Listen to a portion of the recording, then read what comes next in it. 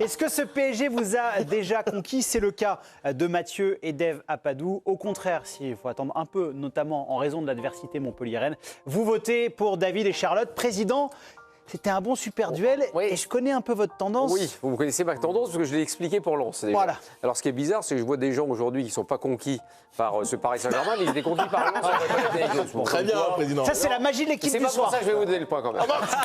J'ai cru qu'il y avait un truc là, t'allais pointer l'incohérence. Et voilà. Il y avait il dit qu'il y a une petite forme d'incohérence, effectivement. Mais moi, ce qui me gêne, c'est toujours d'être assez définitif très vite. C'est-à-dire, ce qu'on a vu là, tes arguments, Dave, sont vraiment... J'ai même failli changer d'avis en me disant, tiens, t'as raison. C'est-à-dire, tout ce qu'on a vu, moi j'aime bien l'idée de la patte de l'entraîneur. C'est-à-dire qu'on a vu ce qu'on espérait voir. Et c'est exactement ça. La promesse tenue.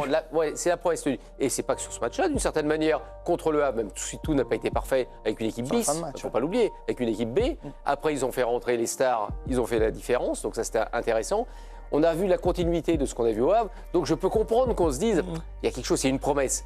Mais c'est quand même un peu trop tôt. Ça reste qu'une promesse. Ouais, ça reste qu'une promesse. Okay. J'attendrais quelques matchs de plus, et tu l'as dit, hein, tu l'as dit toi-même, c'est-à-dire que tu l'attendras sur la Coupe d'Europe, parce que c'est la Coupe qu'on les attendra. Évidemment. Donc voilà, c'est une promesse. Rappelez-vous qu'à une année, ils ont quand même battu Lille 5-1 à l'extérieur, et ça m'a empêché après d'avoir quelques difficultés. C'était une année de Coupe du Monde. Après la Coupe du Monde.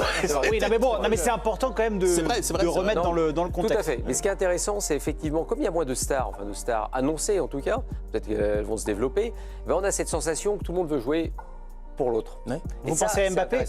Des joueurs qui ont besoin de montrer, qui soit sont voulant montrer, comme mais Dembélé, parfois en voulant montrer, tu peux déjouer ou surjouer, oui, mais en faire un petit peu plus que de vouloir passer la balle à son Ça partenaire. révèle juste les intentions. Comme on dit, il y a des années où des fois le score était acquis et on se faisait clairement un peu chier. Là, malgré tout, on sent les joueurs qui ont envie d'aller vers l'avant, qui ont envie d'aller marquer, qui ont envie de prouver encore.